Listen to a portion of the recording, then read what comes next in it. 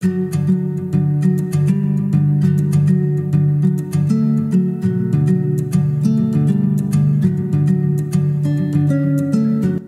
се доктор Стефан Иванов, работя в дентална клиника Бошкава от 2015 година. Имам интереси насочени главно в имплантологията и в оралната хирургия за момента. Образната диагностика представлява визуализиране на структурите на черепа, които не може да видим директно в устата, не може да наблюдаваме директно. И тя ни показва измененията или структурата на костта, която съответно липсва при първоначалния преглед, първоначалния оглед. Благодарение на нея може да поставим по-точна диагноза относно заболяванията на зъбите или самата структура на костта, тъй като тя ни визуализира тези неща. Без нея не може да бъдем сигурни в нито една диагноза от страна на зъбодържащия апарат, структури и така нататък. То е така ново поколение рентген за образна диагностика. Интересен от тази страна, достъпен е за използване за бременни жени. Натоварването рентгеновото е доста по-малко от обикновените рентгени.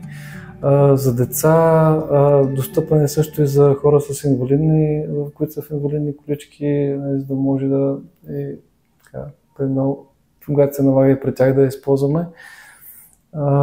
Интересното при него е, може да прави няколко снимки едновременно, 6 снимки едновременно, наведнъж с едно сядане в апарата. Другото много интересно, което е свързано по-скоро с комфорта на пациента, самия апарат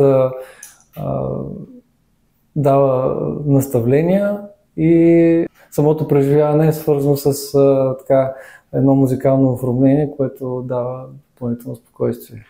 Освен от страна на денталната медицина, също може да се използва от колеги, които са специалисти в ОНГ, т.е. уши, нос, гърло доктори, тъй като той дава информация за проходимостта на въздухоносните пътища.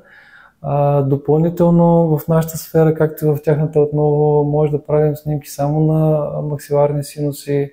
В нашата сфера по-скоро може да наблюдаваме изменения в ставите, на долно-челюстната става, ако има някакви такива проблеми за самия пациент.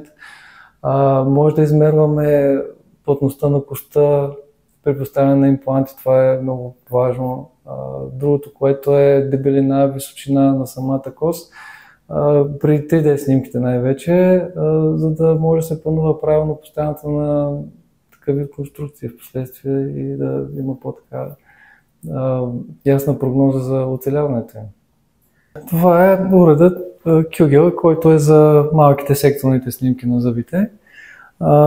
Също той е съобразен с нещадящото натоварване от страна на лъчение към пациента, така че и той е доста съобразен в границите на минималното натоварване към пациента, както към деца, така и към възрастни и съответно от различните зони, които искаме да снимаме с него. Това е въпрос за ОПГ-тата, ортопантомографиите главно. Естествено, пациентите могат да се възползват от здравната каса, ние работим с нея. По принцип, необходима рентгенова снимка да се направи още по първото посещение. Именно за това, за което казах по-рано, че има неща, които не виждаме директно в устата. Доста пъти се е случило и на изглеждащи интактни зъби в устата, когато направим рентгенова снимка, се появява нещо, което нито ние, нито човека, който ни е пациент, не е очаквал, тъй като те са в един хроничен период на протичане, хронифицирайки процеса, той няма симптоми. Нито има болка, нито има подуване, нищо. И така че рентгена може да ни покаже скритите неща, евентуално, или поне да направим, да сме сигурни, да сме убедени вече, че всичко е напълно в границите на нормата. Аз съм си завършил дентална медицина.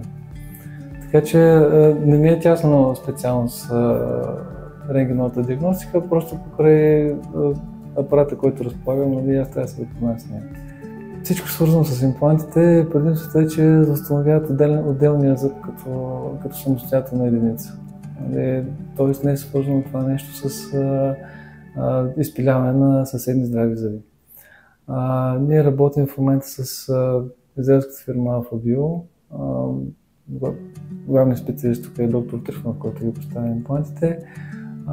И те така имат много добро вкостяване спрямо тъканите.